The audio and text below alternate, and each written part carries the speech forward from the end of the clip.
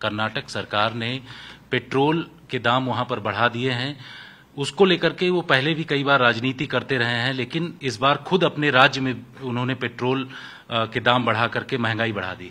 देखिए, कांग्रेस पार्टी जो है जब सत्ता में भी थी और अभी खास करके ये पेट्रोल और डीजल के दाम को लेकर राजनीति करते आए हैं, पर इस बारी ये राजनीतिक खेल में पकड़े गए हैं।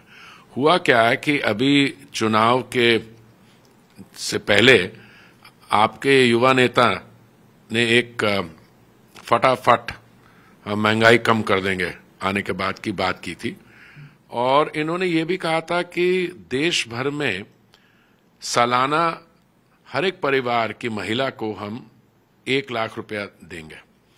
तो लगता है कि इनकी पार्टी ने कुछ ऐसे गारंटी के सर्टिफिकेट भी इशू कर दिए।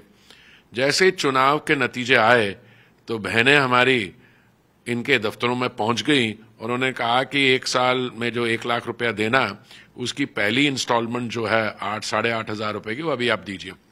तो ये पैनिक मोड में चले गए, और पैनिक मोड में जाते ही इन्होंने कहा कि और तो कोई तरीका नहीं है।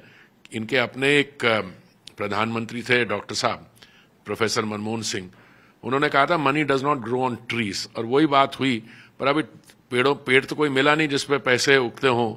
तो इन्होंने क्या किया, इन्होंने पेट्रोल और डीजल का दाम 3 रुपए बढ़ा दिया। इनको लगता है कि 3 रुपए का दाम बढ़ाने से किसी को पता नहीं लगेगा या अब्जॉर्ब कर लेगा कंप्यूटर, बट समझ इनको नहीं थी कि अगर आप डीजल का दाम बढ़ाते हैं 3 रुपए, तो जो डीजल ट्रांसपोर्टेशन फ्यूल होता है उसमें जो सब्जियां आती हैं, बाकी माल आता है ग्रामीण इलाके से शहरों में मंडियों में आता है, उसमें दाम बढ़ेगा, बाकी इन्फ्लेशनरी इंपैक्ट होगा। अब उसको अपने आप को बचाने के लिए ये 2 बातें कर रहे हैं। पहली बात तो इन्होंने ये की कि ये हमारी गलती नहीं है, केंद्रीय सरकार की गलती है। केंद्रीय सरकार ने वो जो सेंटर को, स्टेट्स को, राज्यों को पैसा देना होता है वो दिया नहीं। अरे भाई, मैंने तो इनके आंकड़े निकाले और मैंने देखा कि इन्होंने अपने 10 साल में 2004 और 14 में 32% सेंटर ने स्टेट्स को दिया फाइनेंसेस का। हमने उसको 10% बढ़ाया, 42% दिया।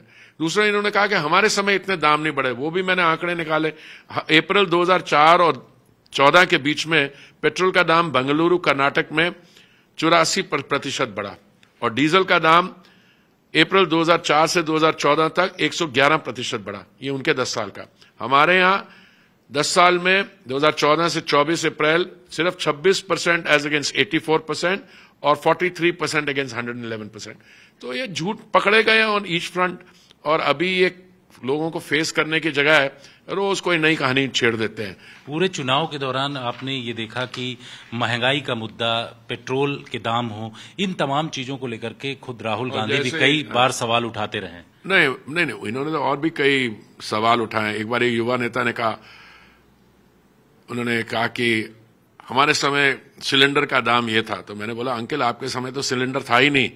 2014 में जब आपने मोदी जी ने जब दायित्व संभाला, देश भर में सिर्फ 14 करोड़ थे, और आपने सब्सिडी देखी कितनी देते थे पर सिलेंडर कर लें, तो ये तो स्कैंडल था। हमने क्या किया, हमने रैशनलाइज किया सिलेंडर कनेक्शन 14 से 2024 तक 14 करोड़ से 32 करोड़ पहुंच गए। हमने 10 करोड़ 28 लाख उज्ज्वला के कनेक्शन दिए। हम उज्ज्वला में सब्सिडी भी दे रहे हैं, देश भर में पहुंच रही है। सारे उज्ज्वला कनेक्शन जो हैं 10 करोड़ से अधिक, उसे 80% ग्रामीण इलाकों में गए। तो इनका कहना, कुछ तो मुझे लगता है रिसर्च नहीं करते इनके वो जो प्रोफेसर हैं, क्या नाम है, सैम पिट्रोडा, जयराम रमेश, पता नहीं कहां से चीजें बोल देते हैं। फटाफट हम ये सेंसस करवा देंगे, फिर हम महंगाई को वो जो है ना, वेल्थ को रीडिस्ट्रीब्यूट कर देंगे। अरे पहले कर्नाटक तो संभालिए, देखिए वहां क्या स्थिति है।